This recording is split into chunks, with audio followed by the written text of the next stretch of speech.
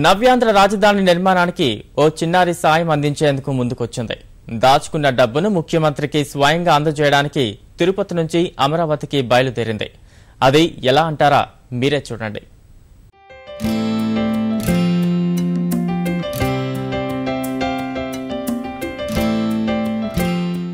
మేఘాలలో తేలుతూ చక్రాలపై పరుగుడుతున్న ఈ చిన్నారి పేరు ఏషా.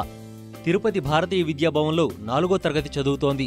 సమైక్యాంధ్ర ఉద్యమం జరుగుతున్న సమయంలో మనకు రాజధాని లేదు అనే మాటలు విన్న ఆ చిన్నారి మధ్యలో అనేక ఆలోచనలు రేకెత్తాయి. నవ్యాంధ్ర ఏర్పడ్డాక చాక్లెట్లు, బిస్కెట్లు కొనడం మానేసింది. అమ్మానాన్నలు ఇచ్చిన డబ్బును పొదుపు చేసింది. ఆ సొమ్మును నవ్యాంధ్ర రాజధాని అమరావతి నిర్మాణానికి ఇవ్వాలని సంకల్పించింది. ఇప్పుడు స్కేటింగ్ చేసుకుంటూ అమరావతికి బయలుదేరింది.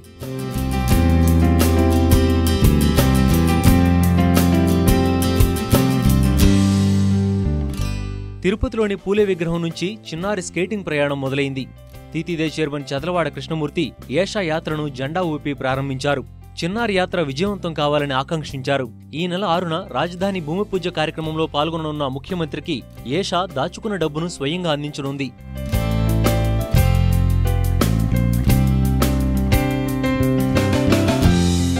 అమ్మాయి వచ్చి లాస్ట్ ఇయర్ స్టేట్ బైఫర్కేషన్ అయినప్పుడు అందరినీ అడుగుతా ఉండింది, వాట్ ఈస్ దిస్ అనేసి. అప్పుడు అంతా అయినేసి రాజధాని లేనిది మన రాష్ట్రం ఏంది, ఇది మా భవిష్యత్ ఏంది అనేసి అడుగుతా ఉండింది. లాస్ట్ ఇయర్ June 2 నుంచి ఆమె చాక్లెట్స్, ఐస్ క్రీమ్స్, స్వీట్స్ అని మానేసి ఆమెకంటూ ఒక హుండీ అనేది ఎత్తిపెట్టుకొని దానిలో అంత అమౌంట్ సేవ్ చేసుకుంటా వచ్చింది. రాజధానికి దీన్ని ఏ రోజుకైనా ఇవ్వాలా అనేసి, అది ఇప్పుడు ఎత్తుకొని పోవాలా అనేసి సంకల్పించుకునింది. ఆమె ఆసేంద్ర అంటే నన్ను చూసి అందరూ వచ్చి రాజధానికి సహాయం చేసి మంచి రాజధానిని, అది మా భవిష్యత్తుని నిర్మించాలా అనే ఇదితో వెళ్తా ఉందండి. ఇప్పుడు అమరావతికి స్కేటింగ్ చేసుకుంటూ వెళ్తుంది. 450 ఇది ఉందండి ఇక్కడ నుంచి కిలోమీటర్స్.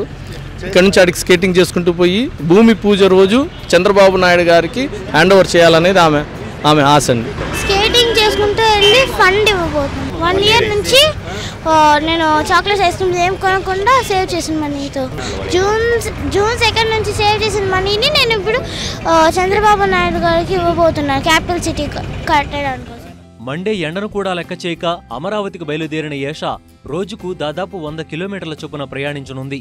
4 రోజుల్లో అమరావతి చేరుకుంటానని ఈ చిన్నారి చెబుతోంది. సాయం చేయడానికి పెద్ద మనసుండాలే కాని వయసుతో సంబంధం లేదని నిరూపిస్తోంది ఈ చిన్నారి.